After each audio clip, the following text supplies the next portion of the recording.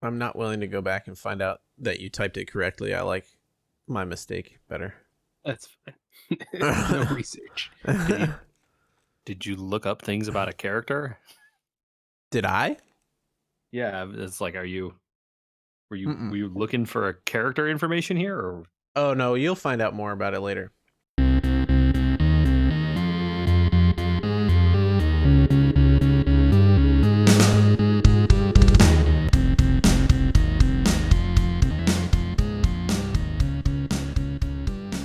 Who's on the hot take wheel today, Michael? I'm on the hot Me? take wheel. That's You are? me. Okay.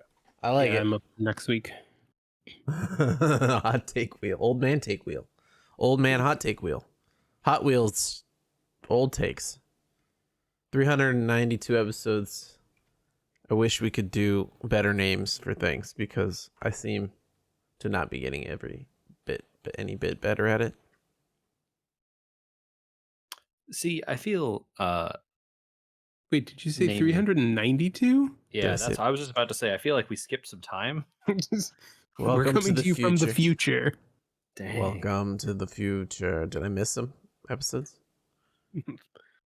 Just about half a year's worth. Okay, well, I only drove 8 out of the last 40 hours, so it's inexcusable. My mistake. 362 episodes. It's only 10% of a year. It is. What? How many 30 weeks are in a year then? There, No, bud? we do an episode a day. People just haven't heard them all, or am I just doing them alone and nobody else is hearing me? This explains some things, Michael. We should tell Andy that we're not doing that anymore, and he can stop too. Oh, whoops. Okay, well, welcome back. It's week 362.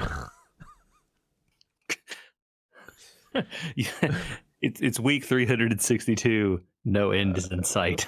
For Continue forced march. 4, 8, Law. 15, 16, 23, 42. 4, 8, 15, 16, 23, 42.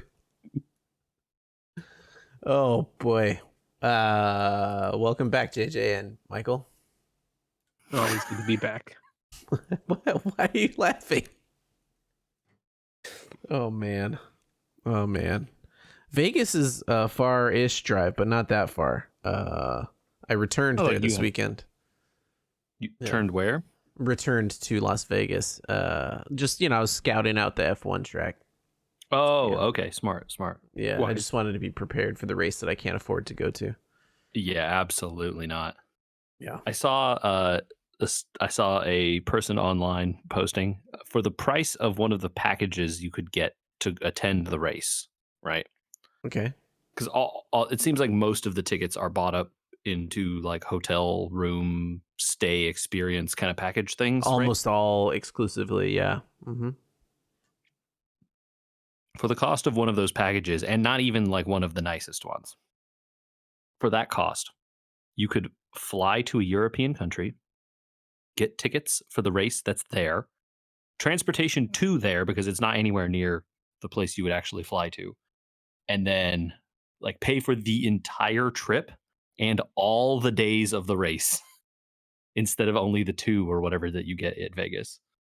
And then come back and pay for the entire trip, round trip airfare to Europe, 3 or 4 nights in some random weird European village near a racetrack, 4 days of racing at the races, and the flight home. It's pretty amazing bonkers. for something that just got an American audience, really. I know that there's been American races before, but like until 3 years ago, whatever, when Drive to Survive launched, minimal American audience. Yeah. I mean, if you keep it in perspective, right? Compare it to like NASCAR or something, and you're talking minimal. Sure. It was not on the radar culturally. Right. Yeah, not like a football radar, right? Like everybody knows the local football team name. Ask somebody to name an American F1 driver or something, and they'll be like, "What's F1?" Yeah. Exactly. Yeah. What is F1, JJ? Because Canada proved that it's just Red Bull all the time. Is what F1 is. Yeah, no one's looking at the front. Although it is interesting to hear there some information came out, the winner, spoilers, Max Verstappen won. Woo! No one was excited. I mean, he just tied Senna's record. That's pretty exciting.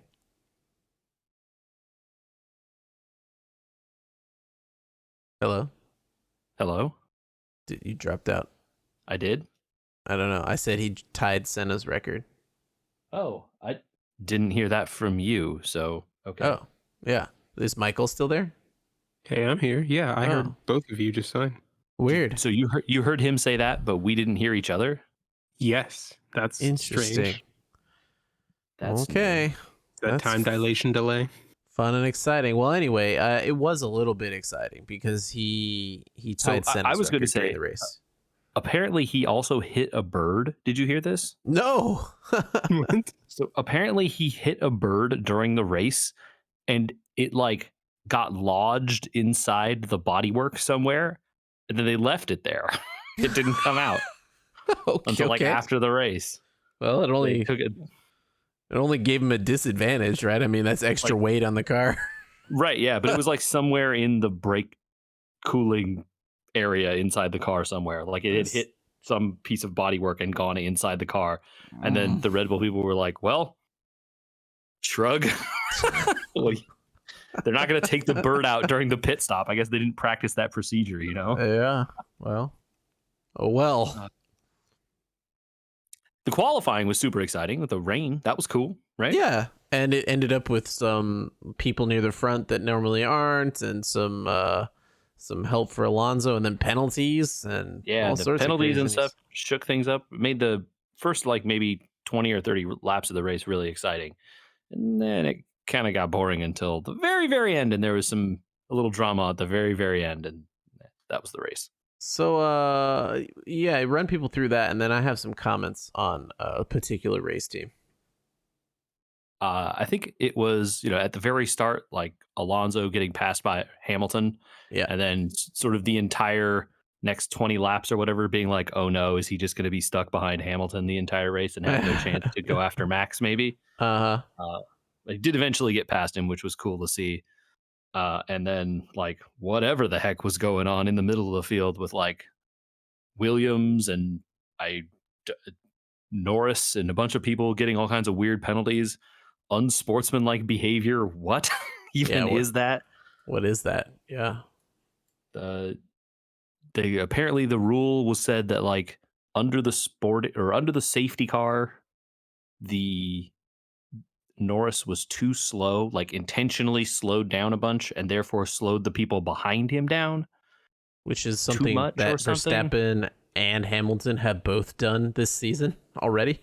Well, it's like they, the two McLaren cars were like right next to each other and they were going to try and pit them both on the same cycle.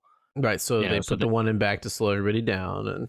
And you want them to slow down anyway so that there's space for them to do that car and then your car, right? Yeah. Huh? Yep. Like, it's not like those other cars can't take that gap back up when you go in, because once you're out of the way, you're not overtaking because they go into the pits, right? So it's allowed. Right.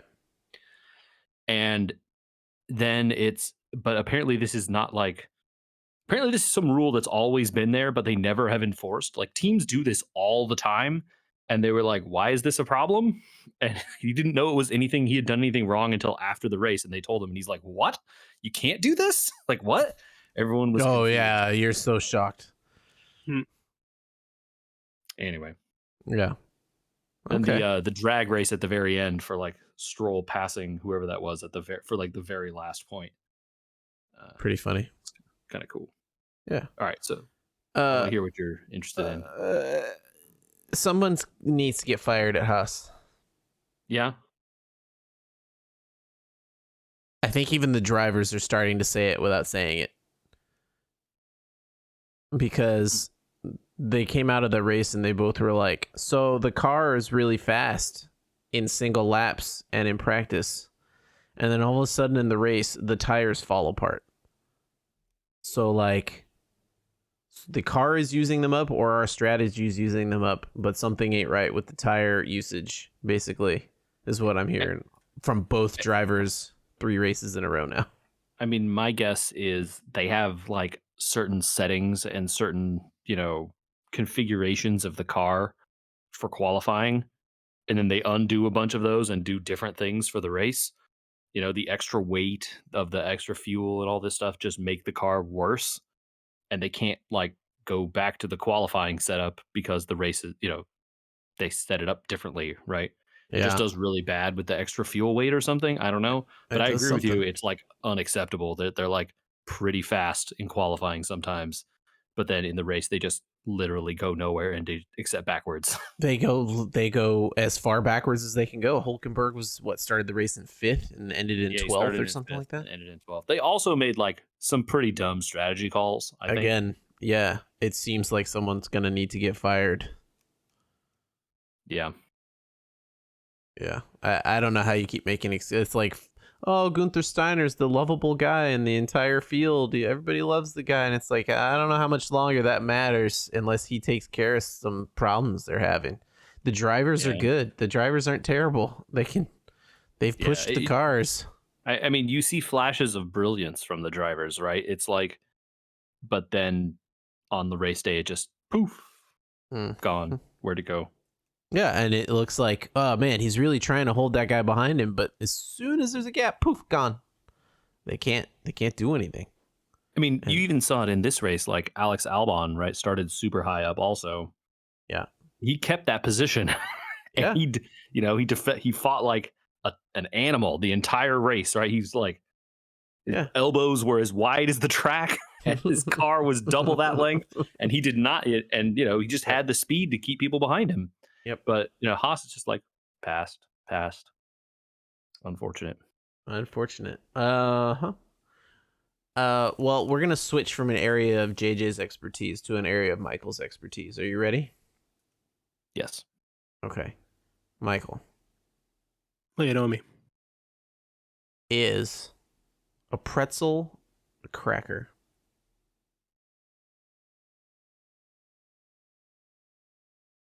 No. Okay. Although If I suppose I should ask what kind of pretzel. just a regular salted pretzel. A pretzel you buy that is brown because it is baked and has lye on the outside of it. A hard pretzel, not a soft pretzel, I guess I should say. Not the bready kind.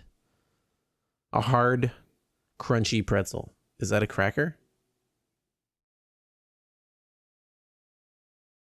No, because I think even hard pretzel recipes still have yeast. Okay, so like a pretzel in a bag from a store, the crispy, crunchy ones that you eat as a snack. What are they? What do they count as? Because I had a question this weekend come up. I don't They think are. I don't know if this is a food crime. I have Well, an answer for you, but go on. okay. This isn't a food crime. We're not doing food crimes today. We don't have to adjourn the court. This is us writing amicus briefs today. I see. Okay. In upcoming trials. We have an Get my email robe on. also. Continue. We have an email also. Yeah. That might ask and us. hey, if you want to send us emails, you can send those to podcast@weweregamers.com. Yeah. So I forgot to say the plan up front. We were just so distracted by my addition of 30 extra weeks to our podcast. We promised emails. We put it off to last week. So this week, I'm going to weave some emails into the podcast. So first we're doing this food question that came up in real life, and then we're going to ask a food question that came from an email. But what's the answer, Michael? What's a pretzel? A pretzel's a breadstick. What's a breadstick? Is it a cracker or is it a bread? No, because it has it's a yeasted bread. It's just thin and crunchy. So it's Have you bread. ever been to yeah, it's bread, but have you ever been to an Italian restaurant where they give you the super thin, crispy breadsticks? Yeah, I would call that a cracker. See, I wouldn't. They're still Uh-oh. breadsticks. But okay, a Rolled Gold's pretzel from a bag in the chip aisle is a bread? If it's a pretzel. Dang, he's confident. JJ, you got to weigh in here. I just think of them as pretzels. I don't classify them as bread. If you held up a pretzel to me and said, "Is this a chip?" I would tell you no, it's a pretzel. And if you're like, is it bread? I would tell you, no, it's a pretzel. What if I you don't said know. Is it a cracker? No, it's Okay, a pretzel. It's pretzel. 'Cause Interesting, because that by that definition, then Michael's breadsticks at the Italian restaurant, the very crispy ones, Are would also not then be a pretzels. no. Those would be a pretzel then. No, No, it because they're doesn't. not It the doesn't same. go both ways. Yeah. Those are breadsticks, right? A pretzel and is a breadstick. A breadstick is not a pretzel. Okay. Well, the question came up in person because I'm very curious to know how this came up. Well, the question came up, what is a pretzel? Because we got out a bunch of cookies, and one of the cookies that was brought out was chocolate-covered pretzels. Mm. And I thought, not a cookie, technically. Hold on. I thought about it, and I thought, well, it is a baked product that is then covered in a chocolate or dessert-like substance with sugar, right? Like, what makes it not a cookie? So if I were to dip baked potato chips into chocolate, would those be a cookie? No, because they're made with potato. But that's not what you said. You said a baked product that was then covered. Oh, you meant a product that is like a bread type product, right? Like you would make in a mixing bowl and then bake it.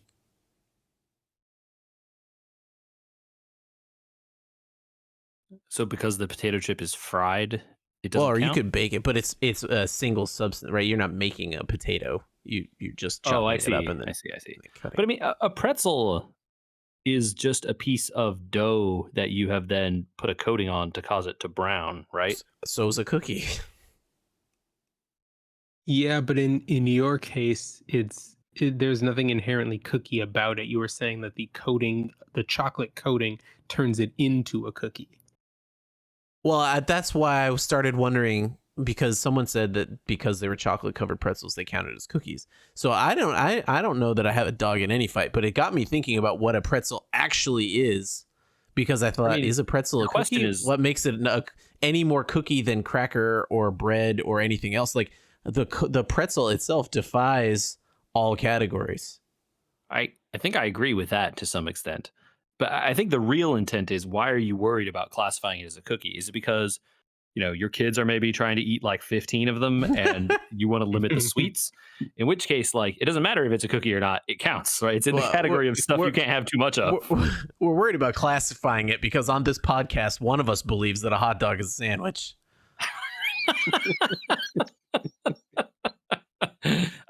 Yeah, okay, fair.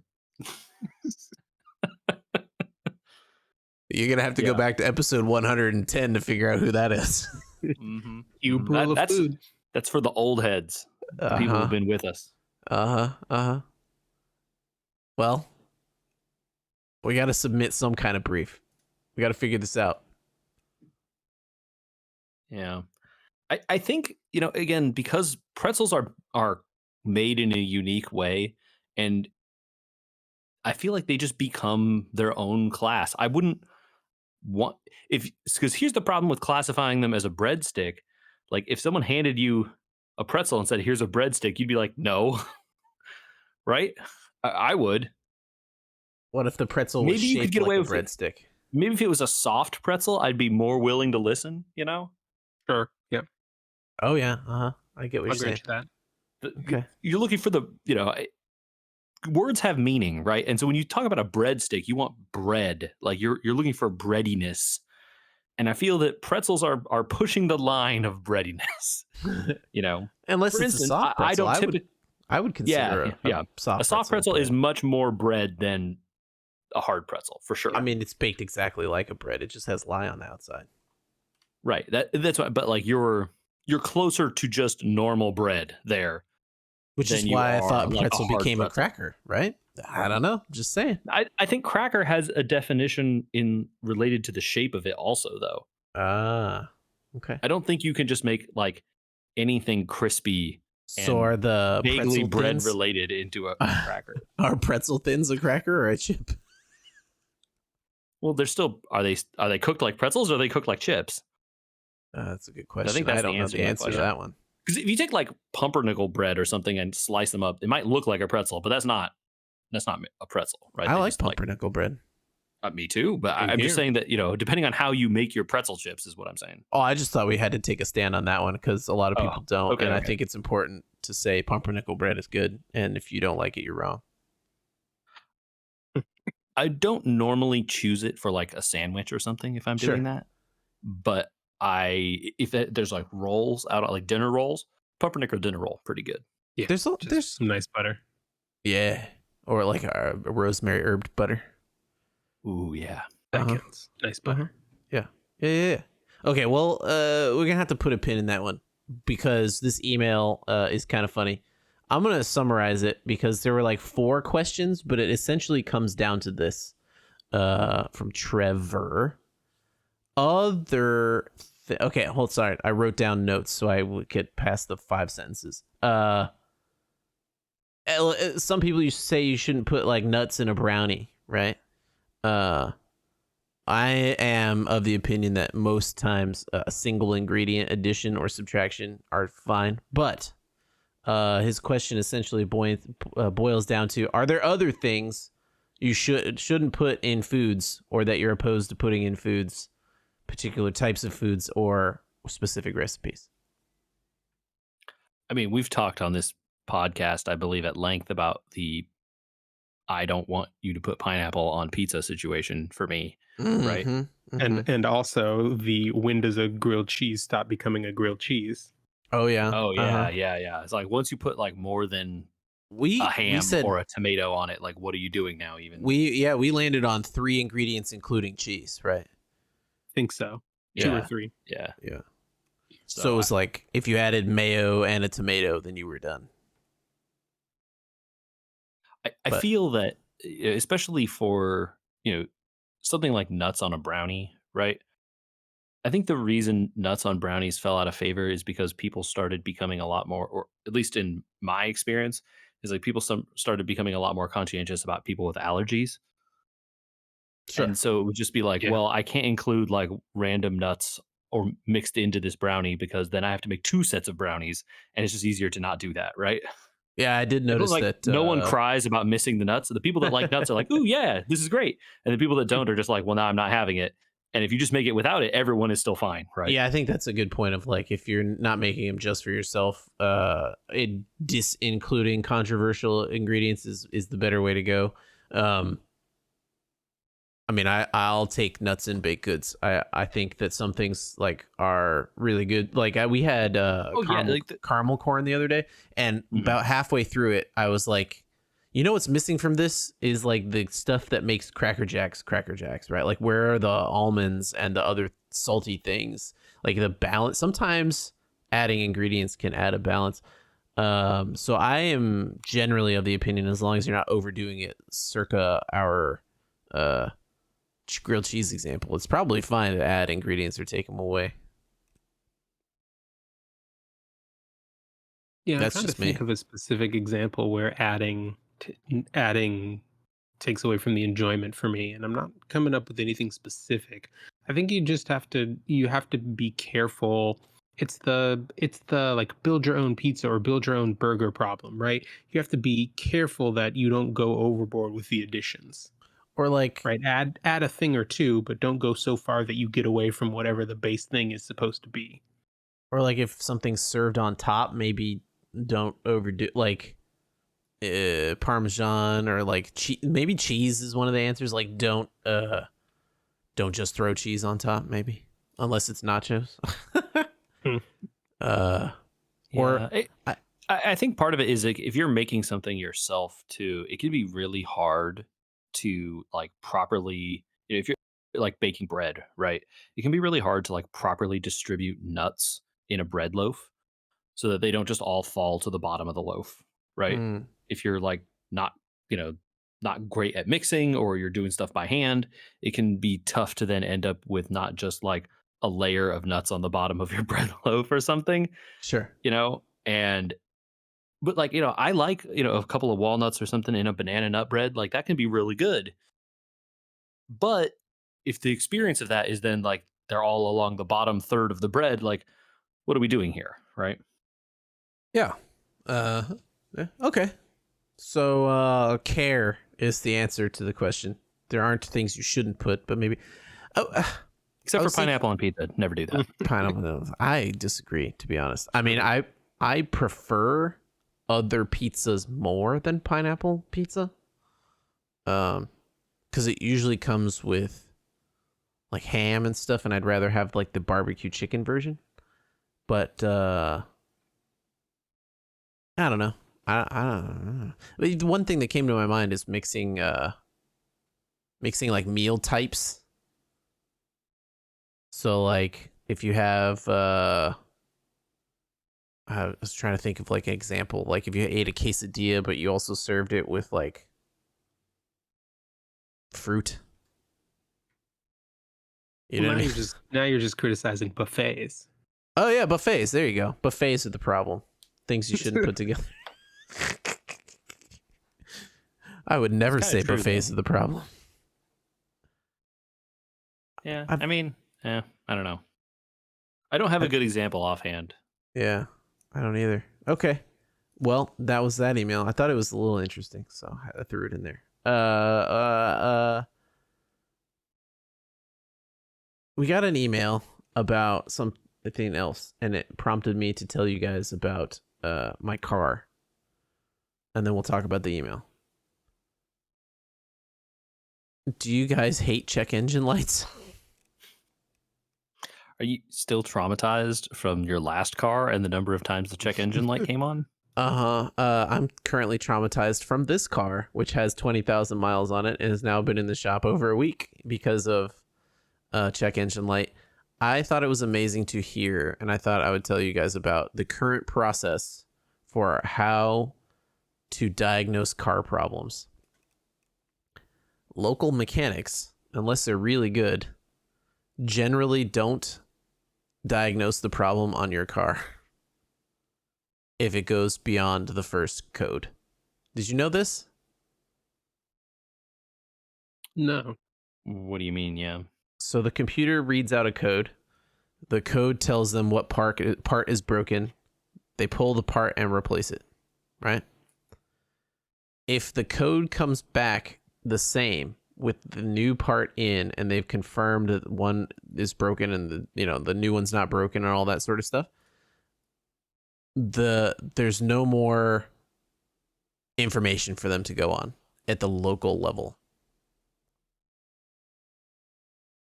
Oh man, did you have to go to national? That's going to be a problem. So with everything, if they can't figure it out on the first code, what has to happen, and I found this out this week, is that they have to call they call like tech support for themselves, and they have to spend 20 minutes on the phone. The tech support says, run this next diagnostic with this type of computer, run it through this thing, call me back and leave me a message later. It takes days I was going to say, this feels inefficient. to now run these diagnostics if they don't know what's wrong, as is currently happening with a check engine light and a code that has now come up 3 times, even though they've replaced all the parts associated with it.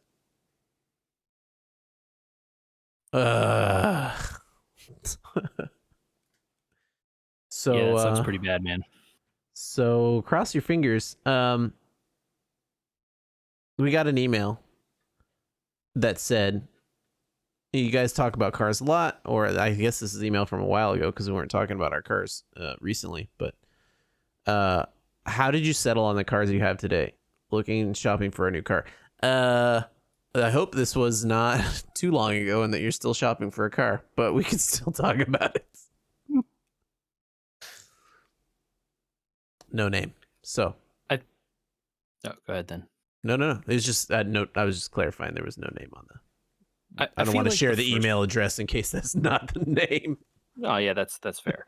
Folks, if you want to say your name or whatever, like put something in there so we know. Yeah. I feel like the first step is you got to have like a serious discussion with yourself and your significant others or whoever else is going to be using and involved with the purchase of the car. What is the kind of money we're willing to deal with here? Because it has to start there. It has to start there. You have to start with a budget. Good point. My brain went to like situational stuff, but you're absolutely right. You have to literally start with a budget. Can we talk about something? budget related that really annoys me. Really annoys me. I don't know if you fly the pirate skies or if you watch TV and actually have the ads on. But some of my ad supported watching, there's a commercial for a company that I will not say their name because I think it's pretty dang predatory what they do, where they say, look, it's an app where you can shop for your car and also set your payment as long as you qualify. What does that mean, set your payment, other than you don't have a budget and you have no idea how much you're actually spending on the car?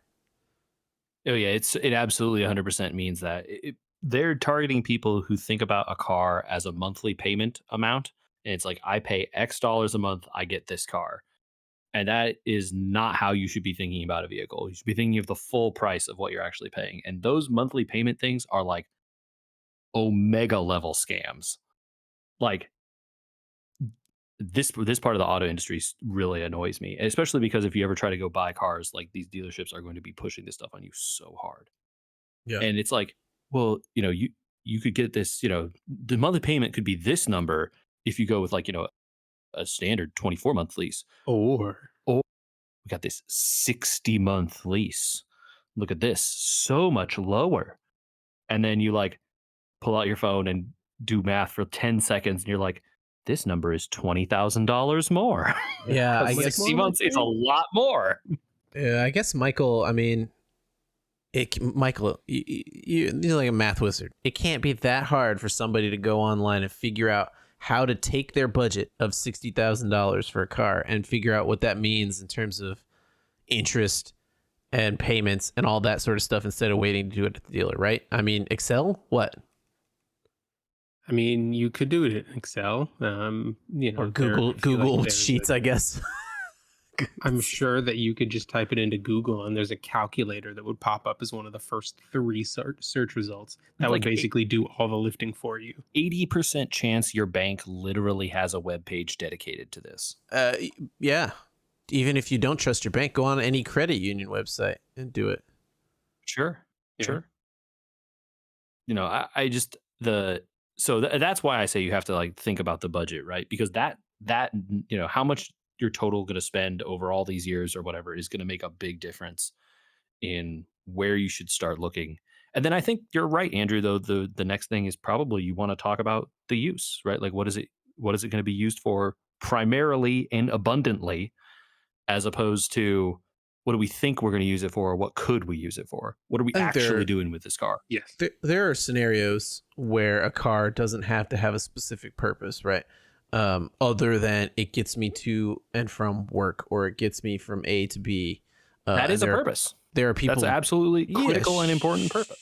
Sure, but like that's like that gives you a car. If you need a car to take you from A to B and serve no other purpose, that gives you a range from a smart car all the way up to a McLaren, right? Like it doesn't help you necessarily. And there are people, I think, none of which probably listen to this podcast, but where the use case is it's a show car or whatever, right? And we're not talking about that. But like even in like I don't have to worry about trucking 7 kids around to soccer practices. Cars have a use, and I think it's important to remember, even if you buy a Toyota Supra, that has a use, right? Yeah. And I think that goes right back to why it's so important to set the budget first. Because if you've already set the budget, it cuts the range down on, this is my use, but I'm still not going above X dollar amount. Sure. Yeah, I think that if you were somehow fortunate enough to have no other use cases, right? But I think you will come up with them. And if you sit and think about it, right, you're like, well, we're going to have, this is what we're thinking about, in terms of our family. And this is how we're going to have, what we're planning to do, where we're planning to go. We like to go on trips to the woods. We like to go, off-roading. We like to do these other sorts of things. Well, those are important things to think about in terms of a car, right? Yeah. You should probably also, like, kind of hand in hand with that, is you should figure out how long do you think you're going to have it. Are you going to have it Hmm. for 3 to 5 years and then sell it off and buy something new, or are you going to drive it until the wheels come off? Yeah, that's important also, Because right? suddenly, like, maintenance costs become a much bigger factor. Do you think that If you're gonna keep it beyond the warranty. well, do you think that that would affect you thinking about new or used or leasing? I don't even want to. I, It I might, it should, right? yeah. I think you should consider it because it's part of the cost of ownership. And certainly if you're planning to keep cars, gosh, warranties are probably not even 5 years anymore, right? But you get in like Depends on the 2 or company. 3. You can Some are extend them. 5 years. Yeah, not Some many. parts of the cars are insured by like 5 or 10, right? Like the Hmm. engine maybe, but yeah, so, if you're talking about, owning a car for 10 years or longer, then you need to be understand, A, you need to hope that that car has been around long enough for someone to know what the ownership costs are for that amount of time, right? Yeah. Mm, Buying brand new models of cars that have only just come out in the last couple years is Yeah, let me a tell you about problem for that. that, certainly. Research when that car came out and when they last changed the major parts of it. I bought that one Ford the year they changed the engine, and it was a disaster. Yep. If I had waited I 1 year, they would have solved that problem, right? And, for a reverse story of that, the car I had before this one was the year after they had done the same thing, right? But actually, the engine change ended up being very positive because a bunch of the problems that the long term owners of that previous car had, I did not have. So, that cuts both ways. But it is important to know that sort of stuff because it could have just as easily gone the way yours did, right? And oh God, now the gasket explodes, or now, Hmm. all these sorts of other problems could be cropping up after X years, right? Um, Gosh, what else do you consider buying a car? There's so many things, man. Yeah, I think there's a lot of a lot of it falls under use cases. When you start to get into use cases, you need to educate yourself, and that's the big thing that I do when I'm picking cars is like educating myself about technologies. So like, okay, I going forward, I think I'm going to take this car to the snow a lot. So do I want four wheel, all wheel, intelligent all wheel? Like, what are my options and who has them within my budget? Okay, do I need to adjust my budget and figure out like changing my monthly, outflows so that I can afford a slightly more expensive car to accommodate that, that kind of thing. Or, could you, that kind of stuff is important, right? And especially like safety features and stuff are, you know, like very important, and knowing that those features, like, oh, it's optional to get, this extra camera or whatever, but is that going to help you more than the cost of what is it? I don't know. I don't know how much the car features $1,000. I'm just making something up, right? Yeah. Like, is that $1,000 going to meaningfully affect the cost of your ownership and your use of the car versus, whatever else you might choose to do with the money? I think it's important that you like the car, for sure. Yeah, right? Like, I mean, and I there think are it. cars that are more financially efficient that when you test drive them, you just be like, I hate this. They'll spend a little more money then. I think it's also important to be honest with yourself about why you like certain kinds of cars and what you think about various brands, right? Like, oh, I don't like cars of this brand. Well, like, why? And if Sure. it's if it's just some sort of like bias that you have against that brand, well, you know, everyone is entitled to their opinion. I'm not going to force someone who loves Fords to go buy a Chevy or something. But if that is the case, you need to know that and, you know, plan your budget accordingly, right? If those sorts of things matter to you. Or like, if you're the kind of person who feels that you need a status symbol, then, or that the car's status was going to mean something to you, right? Yeah. Then that's an important thing to consider, right? And that's not worth nothing. Now, it may not be worth a lot for some people, and it may be worth quite a lot for others, right? Yeah. Yeah, I was gonna say, make sure you like the car itself and not just the idea of the car. Yeah.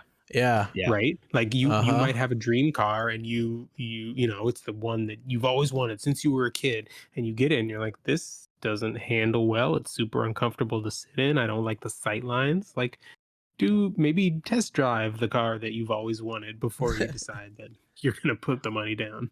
Yeah, and be realistic about that test drive too. Like Yeah. try to go in open minded, even if you love that car. Like when was this? God, when I was young.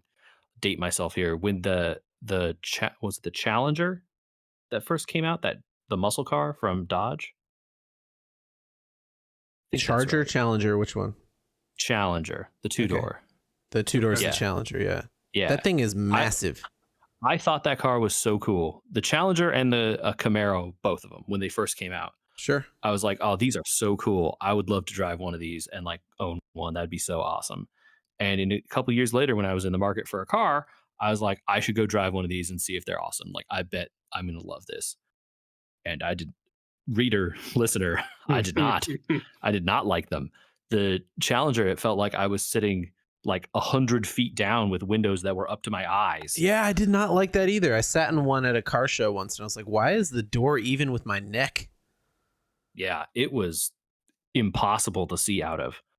And the Camaro was better in that regard, but I didn't like a bunch of the stuff about the interior. Like it felt weird. I didn't like the placement of stuff. Like I felt like my hands would not be comfortable. Like the armrest was weird, and I didn't like it. I didn't have a good time. I enjoyed the like driving feel of the car, Yeah. but I couldn't get over like how I felt sitting in the seat, and that was a deal breaker. I drove a convertible Camaro 2 years ago as a rental, and I thought as a rental, this is nice. I wouldn't want it in my house. But how did you guys land on the colors you ended up with? A lot of people have different ways of thinking about colors and what to get and all that sort of stuff. I since my last car have defaulted to white. Extremely the number one most popular color, I believe, white. By far, yeah. Yep. Here's what I will say: people that are interested in colors in cars. Here are the three most popular car colors in this order, I believe: white, black, and then gray. Or gray includes silver. Gray includes Yes, silver. okay. That's correct. If you separate them out, silver is much lower. Like regular Sure. grays are higher usually, but Mhm. anyway, silver is still then higher than many of the following actual like colored colors. Red, yeah. Uh-huh. I believe red is next. If you want a car other than those four colors, I'll include red there. It's pretty hard to find. You are going to have to be looking for. You won't have as many options. You'll have to Unless be looking it's much harder and much longer. Unless it's a flagship color. So like if you're buying a new Ford, like a brand new model year, they make a lot of them in blue, right? Because it's their flagship color. Mm-hmm. Or if it's the one they have the marketing campaign around, right? I'm sure Yeah. there'll be more of that color, right? Mm-hmm. But I would just caution people that those cars then the colors also flow into the resale value of the car later as well. So if you get like the most sweet looking purple car and you love it and you're like, hell yeah, I'm owning this for 10 years, and then I'm owning it for 15 years, drive till the wheels fall off, right? And you do eventually sell it. How many people are going to be looking for that purple car? Not so many. Very few compared to black or white. But Right. JJ, And why the should we worry about the resale value of something that I'm just renting per monthly? My app said it's $400 a month. Yeah, exactly. You're pointing out why that's a silly idea. Exactly. But yeah, so in terms of that, though, I think those colors are boring. I would prefer not to own a car in those colors. Sometimes you aren't allowed that choice. The car that I have, I would have in a different color if it was allowed of me, but it was not. I made the choice on my color because I have little mongrels, and the little mongrels have friends, and the world is an unkind place to cars in general, And then you add in people who are not as careful as I was when I had a bullet Mustang and I waxed it every other week. And I made sure there was no chance the paint would chip. So when you get dings and chips and all sorts of bumps in the world, and you drive your car a lot, white tends to not show the undercoat peeking through as well. Yeah. I ruled colors out for mine based not on how the car would look, but on how the car would look when it gets dirty. So I scratched pretty much right off the bat white and black off my list. Black I do agree is that the worst black- color to keep clean. Yes, I It's so absolutely horrible. Right behind it. 1,000%. I mean, say what you want about white. I had a black car one time and I literally just stopped washing it and let it get muddy because at a certain point it just looked better. Yeah, I think you can. To that respect, I think like grays and silvers are quite good at hiding the amount of dirt on the car. Yes. But yeah, black in particular is just they look so bad. It's so obvious when you haven't washed them. The minute you do wash them, Yeah. you drive under a tree with pollen and the whole car. Turns yellow. It's right? yellow. Everything here with the high pollen count and it being bright yellow. Yep. Mm-hmm. Yeah, Okay, so- this leads me to my old man take of the week. Are you ready? Hit me. I'm stealing my old man take of the week from someone else that said it in front of me this past week. And I, as the old man of the group, said, "That's not true. It can't possibly be true. I don't want to live in a world where this is true." Someone said, "Not." You know, we were discussing like, "Oh, I think I've bought my last internal combustion car." Right? Like, I think if I had to buy a car next year or something like that, I would probably try and get an electric, or, you know, at this point, just things are good enough in my use case. And obviously this is not true for all people, but I was saying, I think I bought my last ICE car probably. And we were going through our own use cases and someone started waxing about the future and saying, and this quote came out this way, and I'm not going to try and color it, but I think I'll give you my opinion on it, that our children likely won't even learn how to drive. They may not even buy cars.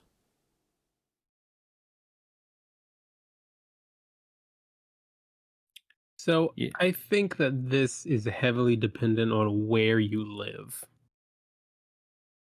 I think after the discussion we landed somewhere near there, but my immediate old man take was that can't possibly be true. And not only like I don't feel like the technology is headed that way that quickly. And especially the ownership factor, you know. Did the I don't dox anyone here. Did this person own a Tesla? Don't dox anyone. Did this person own a Tesla? No. Okay. I feel like that's something I've heard people that own Teslas say. I don't believe that take is true. Well, I don't. But I would say that take is true in certain circumstances, but not for the reasons that this was probably intended. I think there are people in New York currently that do not have driver's license and own cars. First Right. thing that came to mind. Yep.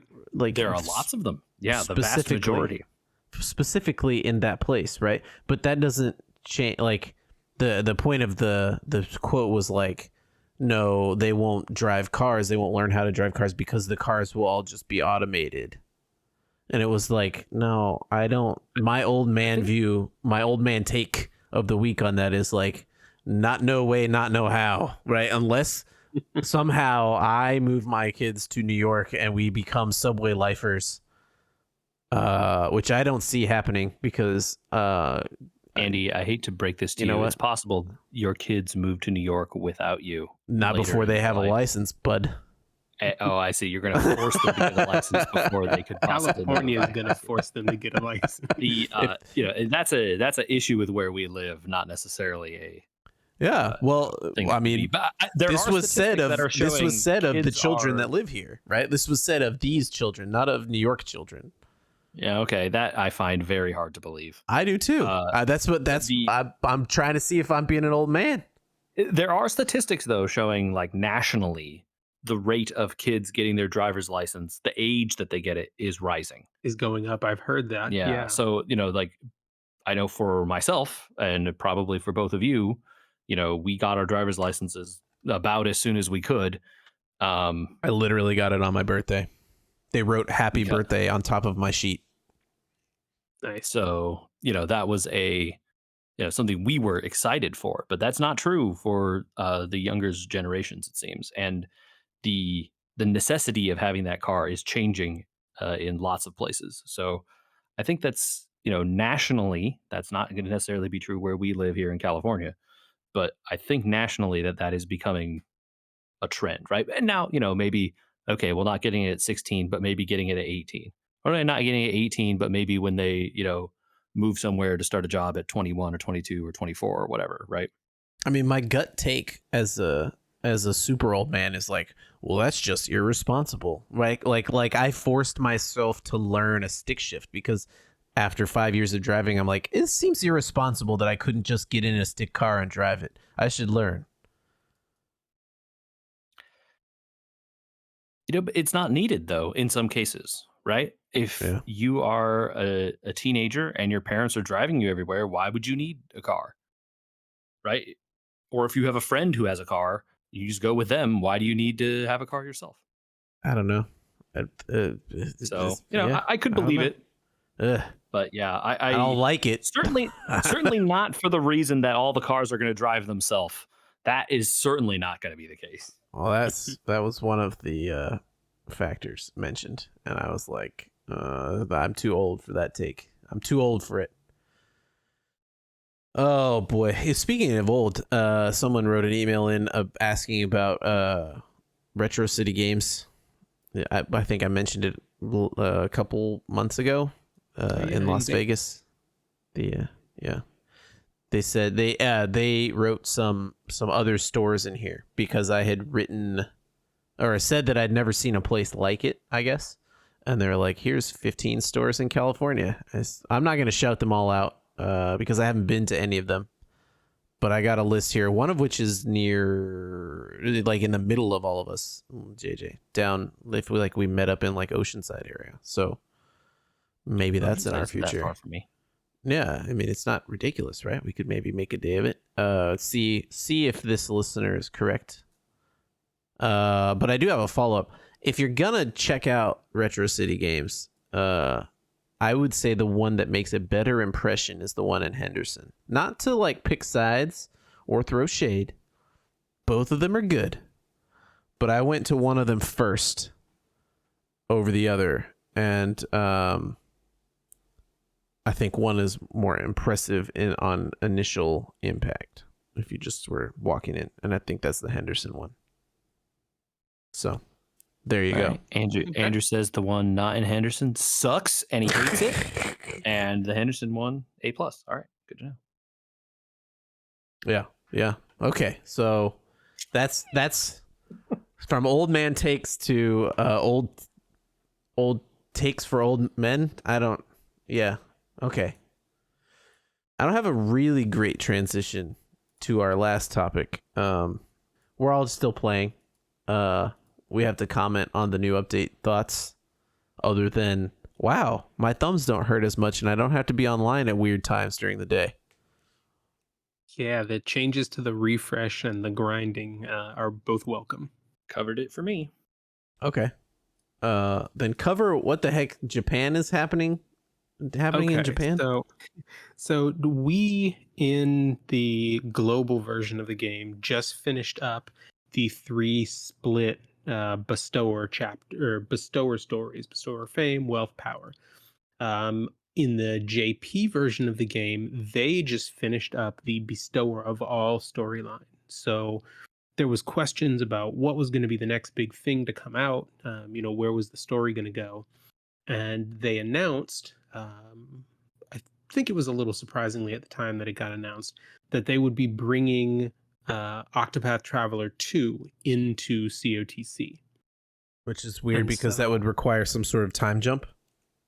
Well, there wasn't. It's on a different continent. I don't know if it was super clear at the time how the timelines would line up. Um, and then there were several mechanics that were unique to OT2 that there were questions about. Well, would it be possible? Would they bother bringing this over? And so, people had a lot of unanswered questions that there was a lot of sort of open-ended discussion about in some of the forums.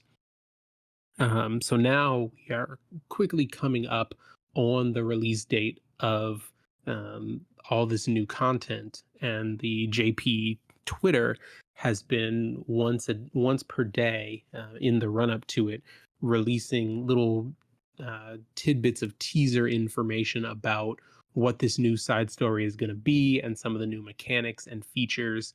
And there's some pretty cool and some pretty different sounding stuff in here. So there's been 6 days of it so far, and I'll give you just a quick rundown of the highlights from each of the days so far, and then we can dive into whichever of them sounds interesting to you. So first, it's called Side Solistia, and Solistia is the continent in OT2. That was my question. All right. Yep. So it will be the story of a young man named Seal. I'm assuming Seil, Sail. I'm not sure how they'll pronounce it in the game, but It will undoubtedly be spelled weird and differently in English. Oh, sure. But he is your main character, and he's the one that's chosen by the ring. So unlike the base COTC, you have a main character protagonist. Oh, that's pretty different. Yeah. So there's a protagonist, so that'll be the story revolution then. Yeah. So it looks like he will be the leader of your party. Unsure whether or not he's permanent or whether you can swap him out. But you will have your other characters. And interestingly, they're putting it into kind of an interesting place in terms of unlocking the side story. You only have to complete chapter 1 of Master of All. So it's not even meant to be in-game content. Oh, okay. That's weird though, because like all the people that have beaten Mass Bestower of All will have end-game gear though. Right. And so that sparked a lot of debate when this came out, and then it got followed up with the next piece of information, which was that since Orstera and Solistia are 2 separate places, you can't carry over all of your possessions. Characters, rubies, and accessories are the same for both continents, but weapons, armors, leaves will be continent specific. No, not my leaves that I have none of left. That is a very smart way to sidestep all of the well, yeah, you can keep your people, but all the stuff that really gives the characters the actual power, that stuff doesn't count. So very clever. Yeah. Yep. So that was day 4. Day 5, they are implementing the day and night system. So your background music, your NPCs, and your path actions will all change depending on the time of day. No. So I'm not sure about that. To cut down on our ease of farming was just ruined. That it'll just be like a day and a night. Like you won't have to worry about specific hour of the day. I don't want this. I want to undo this because like JJ just said, like the farming will absolutely be tied to this, guaranteed. There's no way they can get out of their own way on that. So maybe I can make it a little more palatable for you. There is a swap day night button very clearly displayed in the picture that they released with this. Well. How the turntables. they headed you off at the pass, Andy. Okay. So because we got to talk about time management in the future here with the last email. So Yeah. So we'll get there's one more, and then we can dive into any part of this. Today's announcement was that they are incorporating a new growth system, and so by completing quests in both continents, you can unlock whole party boosts and items. And additionally, they're implementing a new what they're calling torch points in battles, which you can use to further strengthen characters, including new skills. So they just didn't want to put a 2 and release a different game. Is that what they did here? Apparently, so I will say that to me, a lot of this, especially that last one, feels kind of like some of the additions that got made to Record Keeper. How Right. so? So Record Keeper reached a point where your characters were all level 100. You couldn't level them up anymore. And so they introduced a different boost mechanic that very similar to what the images of these torch points look like to further strengthen your characters, to raise their base stats beyond the level 100. This stops people from being like, oh, they're just gonna make my characters obsolete again with new power creep, even though essentially it's just power creep with farming. I don't know. Yeah, but it also gives them the opportunity to make characters that got relegated feel like fresh and usable again. This is my Or more moment. real, or more realistically, Millard.jpg. or more realistically, to power creep different characters this time. Uh-huh. Yeah, well, yeah. So give your boy Cyrus a fourth element. No, he won't get any power creep. It'll be the No, ignored ones. this is something that's going to be blanket. It's going to apply across the board. No matter what, someone will get an update. Yeah. Huh. Yeah, I mean they must, right? Because if you can take every single character between the places, right, they all have to have something to do on the new Yep. zone or whatever. Yep. Yikes. Wild. So lots coming down the pipe. It'll be a while before we see it in global, but some pretty cool stuff. Well, I have to say, with the new farming, my playtime counter is going slower. I definitely have tried and focused on spending a little less time on the game per day, trying to manage my time between where I was at and where, I mean, we talked about you could just log in and do like 5 fights and click the nameless town and be done for the day, somewhere in between, so I still feel like I'm going somewhere. So with pets and all that coming, I don't know.